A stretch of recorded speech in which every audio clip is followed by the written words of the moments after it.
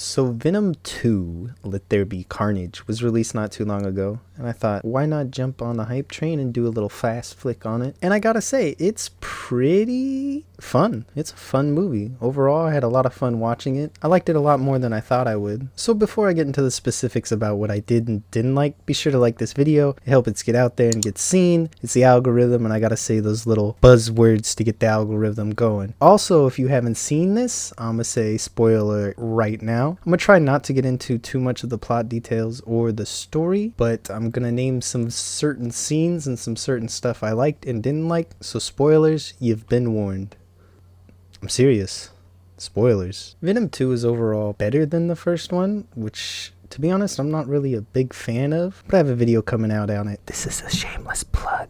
I think this one is a fun movie. It's got some hardcore cheese in it. I mean, I sighed pretty hard watching it. Some of the lines and their delivery is just really cheesy. A lot of what Cletus has to say is super cringy and cheesy, so it's kind of hard to watch at points. You can tell they're trying to make him have these cool, badass one-liners, but they just come off as super corny. It's a smooth watch. The pacing is good because of the 1 hour and 30-minute runtime. They were able to make it really fast-paced. It never felt like it dragged, but the story really lacks any depth and the characters are kind of really one note. To me, it was overall really bland feeling. Like, while it was a fun watch, it didn't do anything outstanding or amazing with its characters or plotline. It's kind of mid. I'll just get into the specifics of what I did and didn't like about this.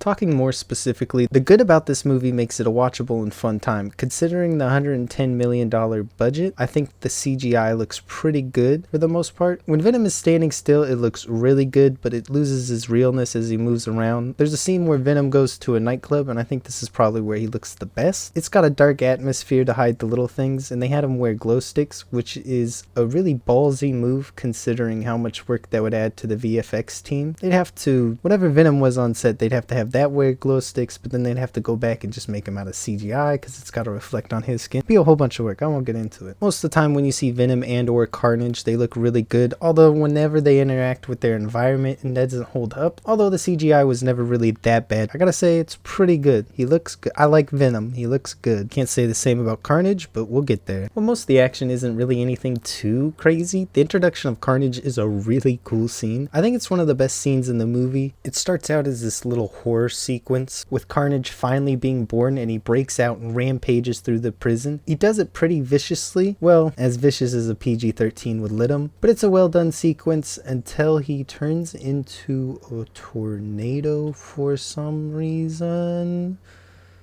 Oh, it's so dumb, it's so weird, it was so cool, and then he just turns into a tornado.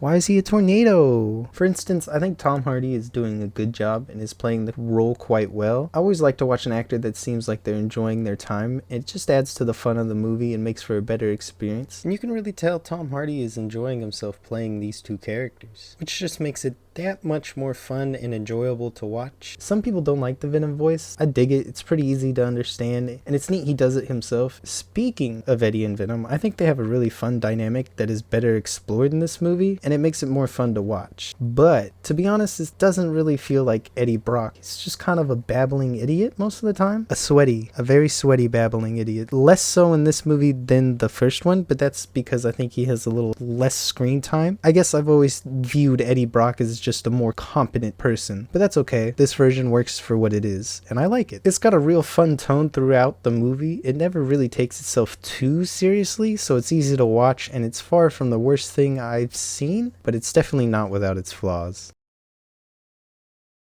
This is a pretty generic movie. It seems kind of what a general audience would like to see. Nothing creative or outstanding really happens, and the characters are all one note, and their motivations are kinda trash. For instance, Carnage has no motivation, or it comes from nowhere. His whole thing is he gets born after Cletus bites Eddie in the hand, and then he's just like, hey, I was born from that guy, now we gotta kill him. Just doesn't really make any sense to me. Speaking of Carnage, I think he kinda looks like poo-poo in this movie. I understand it's more of a Maximum Carnage look, but he's got what I call that spaghetti skin. They did it in Stranger Things, so now everyone's doing it. I just think it's overdone, and it didn't really work in this context. All their powers are also very vague. They just just kind of spread themselves everywhere, and it makes it confusing to make out how big they actually are, and it seems like they can just do whatever the plot needs them to do. For instance, Carnage at one point just sticks his slimy little fingies into every port in a laptop and hacks a top secret police file.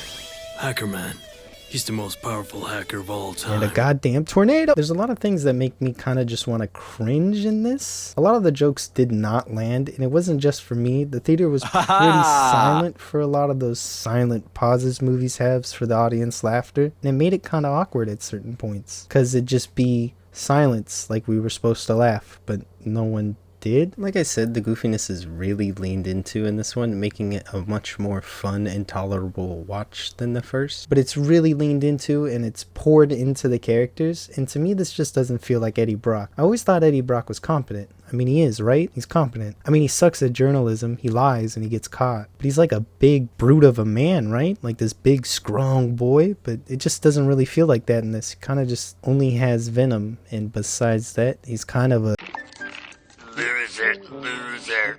But I get this is something different from the comics, and I do like it. I think it works in this sense. The dynamic between Eddie Brock and Venom is really what drives this movie and makes it so much better than what it could have been. It's just a really generic by-the-numbers movie. Nothing really stands out, but it's a fun and breezy hour and a half. If you haven't seen it, one, why are you watching this? But also I would recommend it. While not too faithful to the source material, it works as its own thing. A lot of this movie has potential, but it just isn't executed quite right, and it's definitely not the worst thing I've ever seen, so I'm gonna give this one a cool 5 out of 10 spaghetti monsters.